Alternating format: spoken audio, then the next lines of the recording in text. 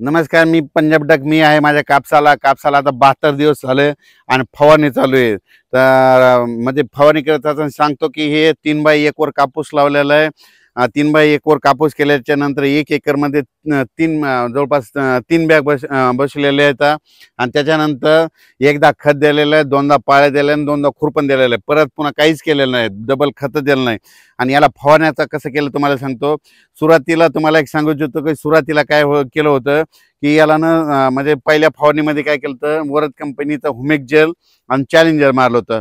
कशामुळं humic gel कशामुळं त्याला फुटीव होण्यामुळं, आपलं पांढऱ्या वाढ होण्यामुळं, चॅलेंजर कशामुळं फुटीव होण्यामुळं. पण त्याच्यासोबत काय केलं होतं की आम्ही BSF कंपनीचं सेपिना मारलं होतं मावा तोडतडे फुलकोड्यासाठी. त्याच्यानंतर दुसरी फवारणी केली. मग दुसऱ्या फवारणीला काय केलं की वरद कंपनीचं फ्लॉवर स्ट्रॉंग घेतलं म्हणजे फुलं लागण्यासाठी. आणि त्याच्यानंतर वरद कंपनीचे चमत्कार म्हणजे ते पाते गळूनी म्हणून ते चमत्कार मारलं. पण त्याचसोबत काय केलं सिजेंटा कंपनीचं काय केलं, एक फुलं लागले म्हणून एक मेरा HDO मारलं. आणि त्यासोबत काय केलं, सिमोडिस मारलं. सिमोडिस कशामुळे मारलं की तुम्हाला सांगतो. सिमोडिस काय करतं, थ्रिप्सला कंट्रोल करतं आणि 1 महिनाभर चांगलं थ्रिप्स येऊ देत नाही म्हणून याचं आपलं सिजेंटा कंपनीचं सिमोडिस हे मारलं. आणि त्याच्यानंतर तुम्हाला एक सांगतो की परत काय केलं की आता परत एकदा फवारणी चालू आहे. आता अंतर मिळत आलंय, त्याच्यानंतर वाढ बंद करण्यात त्याची मदत केली. पण आता काय केलं तुम्हाला सांगतो की पोलो एक मारित आहोत. म्हणजे कशामुळं की आता काय होतं, हे कापूस दाटल्याच्या नंतर कापसावर पांढरी माशी येते म्हणून याला आता पोलो मारित आहेत. आणि त्याच्यानंतर आता काय केलं, हे कॉम्बो मारायला हे मायक्रो चिलेटेड म्हणजे ह्याच्यामध्ये काय तुम्हाला सांगतो, सूक्ष्म अन्नद्रव्य आहेत. आता हे सूक्ष्म अन्नद्रव्य मारायलो कशामुळं की हे झाडाचं पान हिरवगार राहिलं पाहिजे.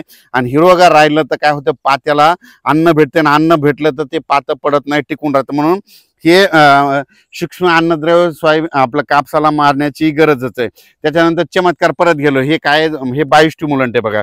हे चमत्कार वरद कंपनीचे येतात बायोस्टिम्युलंट घटक आहे. ते बायोस्टिम्युलंट काय करतं तुम्हाला एक सांगू इच्छितो की यांना परत जे पाते हे लागलेले आहेत तर ते काय होते, असं तुटू देत नाहीत, गळ होऊ देत नाही म्हणून हे मारायला.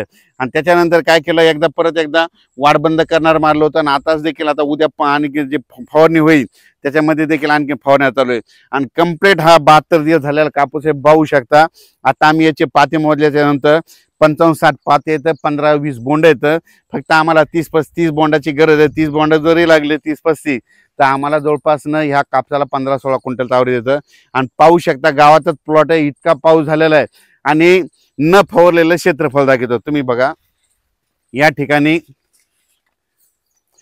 न फवारलेलं क्षेत्रफळ म्हणजे इथं काय केलं, इथं म्हणजे कोणत्याच फवारण्या केल्या. एकाच दिवशीचे लागवड आहे. अंतर दक्षिण उत्तरच आहे, अंतर देखील दक्षिण उत्तर आहे. यांनी काय केलं की 4दा खत दिला, आम्ही एकदाच दिला. यांनी फवारण्या बी 4 केल्या, आम्ही देखील 1 आगाव केलं, यांच्यापेक्षा 5 केलं. पण हे करत असताना तुम्हाला सांगू इच्छितो की यांनी काय केलं की म्हणजे हे दुसरं आपण स्वतःहून त्यांचे प्रोडक्ट वापरले.